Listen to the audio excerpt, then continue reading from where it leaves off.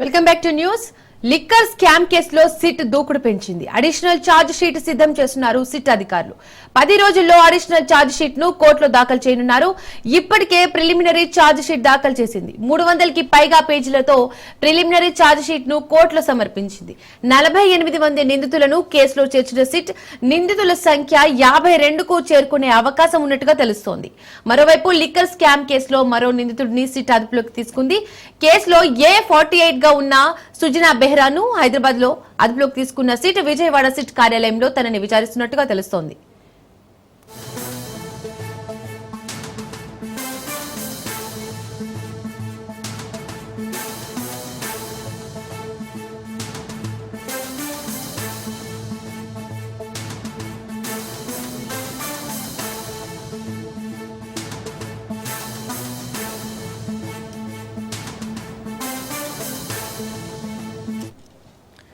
ఇదే అంశానికి సంబంధించి మా AP bureau chief Kranti phone ద్వారా అందిస్తారు.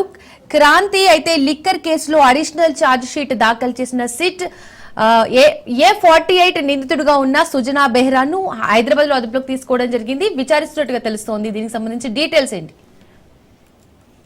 మార్నింగ్ దీపిక, లిక్కర్ స్కామ్ కేసులో సిట్ అధికారులు దూకుడు ప్రదర్శిస్తున్నారని చెప్పుకోవచ్చు. ఈ నేపథ్యంలోనే ఇప్పటికే ఈ కేసుకు సంబంధించి చేసిన 12 మందికి ఈ రోజుతో రిమాండ్ ముగుస్తున్న నేపథ్యంలో ఈ రోజు వాళ్ళందరినీ కూడా న్యాయమూర్తి ముందు హాజరుపరిచే అవకాశం ఉంది. మరోపక్క ఈ కేసుకు సంబంధించి అడిషనల్ ఛార్జ్ షీట్ చేసేందుకు కూడా సిట్ అధికారులు సిద్ధమైన పరిస్థితి అయితే ఉంది. గతంలో 300 పేజీలతో ప్రిలిమినరీ ఛార్జ్ షీట్ అయితే సిట్ అధికారులు దాఖలు చేశారు. అయితే ఇప్పటికే దాదాపు 48 మంది నిందితులు ఈ కేసులో చేసిన సిట్ అధికారులు ఈ సంఖ్యకి సంబంధించి దాదాపు 52కు చేరే అవకాశం కనబడుతుంది. ఈ కేసులో ఇప్పటికే సిట్ అధికారులు అనేక కోణాల్లో ఈ కేసుకు సంబంధించి దర్యాప్తు అయితే కొనసాగిస్తున్నారు. ఇప్పటికే అటు నగదును కూడా ఈ కేసుకు సంబంధించి 11 కోట్ల రూపాయల మేర నగదును కూడా సీజ్ చేసి కోర్టుకి సమర్పించిన పరిస్థితి అయితే ఉంది. ఇక ముఖ్యంగా ఈ కేసుకు సంబంధించి ఇంకా ఎవరెవరు ఉన్నారు అనే దానికి సంబంధించి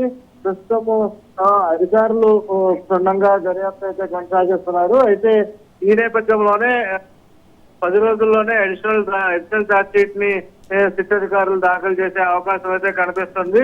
విజయవాడ సిట్ కార్యాలయంలో అటు ప్రస్తుతం ఏదైతే నిన్న ఒక వ్యక్తిని కూడా ఈ కేసుకు సంబంధించి అదుపులోకి తీసుకున్న పరిస్థితి ఉంది. సుజనా బెహ్రాన్ అనే వ్యక్తిని ప్రస్తుతం సిట్ అధికారులు అదుపులోకి తీసుకున్న పరిస్థితి అయితే ఉంది. అయితే ఈ అంశానికి సంబంధించి హైదరాబాద్ లో సుజనా బెహ్రాన్ ని సిట్ అధికారులు అయితే అదుపులోకి తీసుకున్నారు. ఈ రోజు విజయవాడ సిట్ కార్యాలయంలో ఆయన కూడా విచారిస్తారు.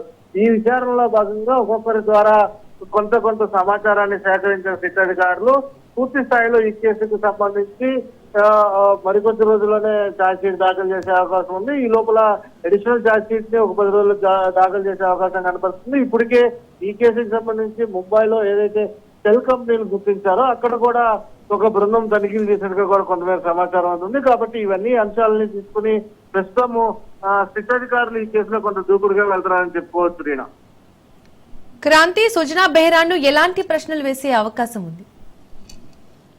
అయితే నిన్న హైదరాబాద్ లో కృష్ణ బేరానికి సంబంధించి అదుపులోకి తీసుకున్న సిట్ అధికారులు ఈ రోజు ఇప్పటికే సిట్ కార్యాలయానికి తరలించారు. అయితే ఈ రోజు విజయవాడ సిట్ కార్యాలయంలో ఆయనకి సంబంధించి విచారణ చేసే అవకాశం కనబడుతుంది. ఈ విచారణలో కొన్ని కీలకమైన అంశాలు సంబంధించి కూడా ఆయన నుంచి రాబట్టే అవకాశం కనబడుతుంది. అయితే అసలు ఈ లిక్కర్ స్కామ్ కి సంబంధించి ఏ రకంగా సంబంధం ఉంది, ఇప్పుడున్న వ్యక్తులకి సంబంధించి ఏదైతే అనుమానితులుగా ఉన్నారో లిక్కర్ స్కామ్ కి సంబంధించి వాళ్ళకి సుజనా బెహ్రాకి ఉన్న సంబంధాలు, అదేవిధంగా ఆర్థిక పరమైన సంబంధాలతో పాటు అకౌంట్ స్టేట్మెంట్లు, అదేవిధంగా సెల్ ఫోన్ ఆధారిత టెక్నికల్ స్టేట్మెంట్ ఆధారితంగా పూర్తి స్థాయిలో విచారించే అవకాశం కనపడుతుంది.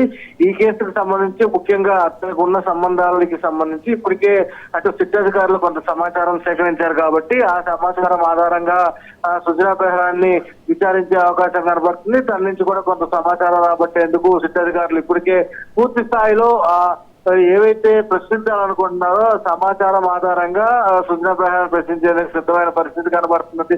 కొంతమేర సమాచారం ఉన్న నేపథ్యంలో అటు సుజనా బెహ్రా ఇచ్చే సమాచారం ద్వారా మరి ఇంకొకరిని ఎవరిని పిలుస్తారని కూడా కొంత వేచి చూడాల్సిన అవసరం అయితే ఉంది. మొత్తంగా ఈ కేసుకు సంబంధించి ముఖ్యంగా లిక్కర్ కేసులో దాదాపు ఇప్పటికే 48 మందిని ఈ ఛార్జ్ షీట్ లో పేర్కొన్న నేపథ్యంలో మరికొంతమంది పేర్లు కూడా ఛార్జ్ షీట్ లో చేర్చే అవకాశం కనబడుతుంది. కాబట్టి కొత్త ఈ కేసు అంశానికి సంబంధించి ఎవరైతే కొత్తగా విచారణకి వస్తున్నారో వారి దగ్గర నుంచి వచ్చిన సమాచారం ఆధారంగానే కొంతమందిని ఛార్జ్ షీట్ లో చేర్చే అవకాశం అంటూ కూడా కొంతమేర సమాచారం అయితే అందుతున్న నేపథ్యంలో సిట్ అధికారులు ఏ రకంగా ముందుకు వెళ్ళబోతారని కూడా కొంత వేచి అవసరం అయితే ఉంది. Right Kranti, thank you.